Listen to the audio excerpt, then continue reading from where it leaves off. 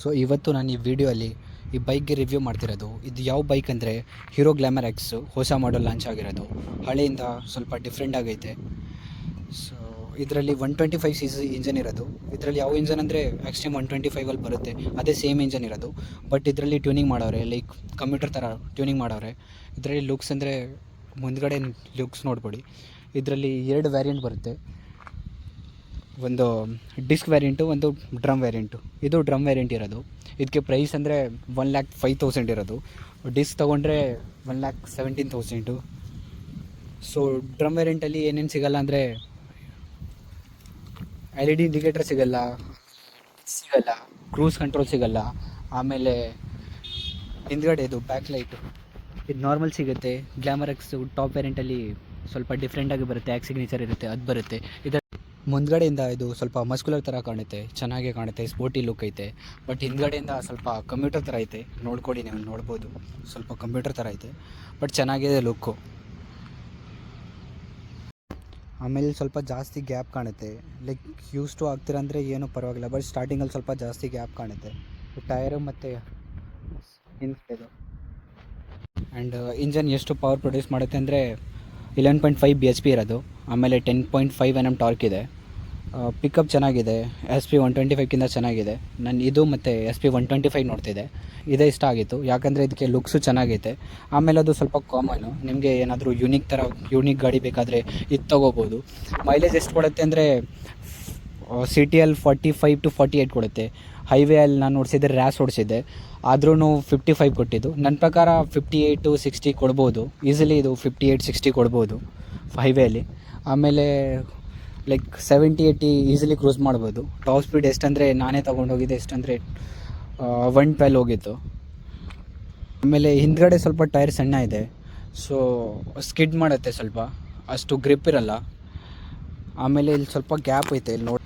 ಇದರಲ್ಲಿ 3 ಮೋಡ್ಸ್ ಬರುತ್ತೆ, eco, power, road, ಅದೆಲ್ಲ ಚೆನ್ನಾಗೈತೆ. ಅದು ಎಲ್ಲ ಕರೆಕ್ಟಾಗಿ ವರ್ಕ್ ಆಗುತ್ತೆ, ನೋಡ್ಕೊಡಿದ್ದು. ಡಿಸ್ಪ್ಲೇ ಇರೋದು ಇದರಲ್ಲಿ ಎಷ್ಟು ಮೈಲೇಜ್ ಎಲ್ಲ ತೋರಿಸುತ್ತೆ.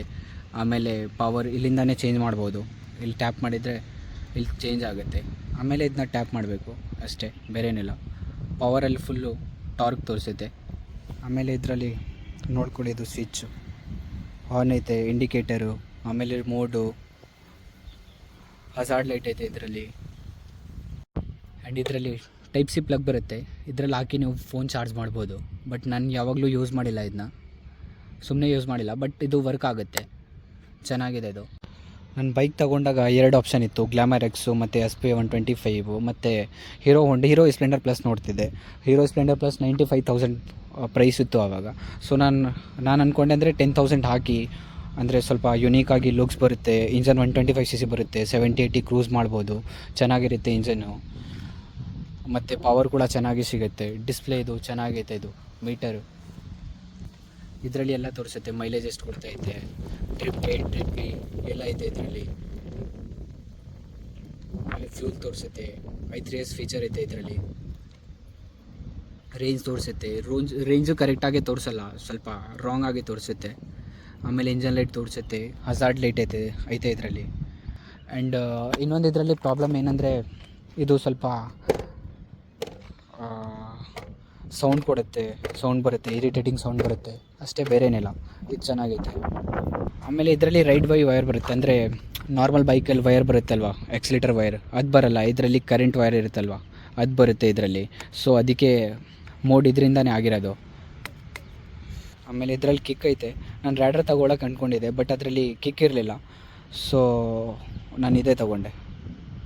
3 ಮೋಡ್ ಇದೆ, ಈಕೋ, ರೋಡ್, ಪವರ್. ಎಲ್ಲ ಅಲ್ಲಿ ಡಿಫ್ರೆಂಟ್ ಕಾಣಿಸುತ್ತೆ ನಿಮಗೆ. ಲೈಕ್ ಈಕೋಲ್ಲಿ ಓಡಿಸಿದ್ರೆ ನಿಮಗೆ ಸ್ಪ್ಲೆಂಡರ್ ಥರ ಫೀಲ್ ಬರೋದು, ಅಂದರೆ 100cc ಥರ ಅಷ್ಟು ಟಾರ್ಕ್ ಸಿಗೋಲ್ಲ. ರೋಡಲ್ಲಿ ನಾರ್ಮಲು ನಾನು ಯಾವಾಗಲೂ ರೋಡಲ್ಲೇ ಓಡಿಸೋದು. ಸೊ ರೋಡ್ ಅಂದರೆ ಫುಲ್ ಓಕೆ. ಪವರಲ್ಲಿ ಸ್ವಲ್ಪ ಫ್ಯೂಲ್ ಕನ್ಸಂಪ್ಷನ್ ಜಾಸ್ತಿ ಇರುತ್ತೆ. ಅದರಲ್ಲಿ ಯಾವ ಥರ ಅಂದರೆ ಸ್ವಲ್ಪ ಟಾರ್ಕಿ ಆಗುತ್ತೆ, ಅಂದರೆ ಸ್ವಲ್ಪ ಜರ್ಕ್ ಹೊಡೆಯುತ್ತೆ. ಸೊ ಇಷ್ಟೇ ನಾನು ಇವತ್ತು ವೀಡಿಯೋಲಿ. ಸೊ ನಿಮಗೆ ಏನಾದರೂ ಮೈಲೇಜು ಆರ್ ರೈಡ್ ರಿವ್ಯೂ ಏನಾದರೂ ಬೇಕಾದರೆ ನೀವು ಕಮೆಂಟ್ ಮಾಡಿರಿ, ನಾನು ನೆಕ್ಸ್ಟ್ ವೀಡಿಯೋ ಹಾಕ್ತೀನಿ. Thank you so much.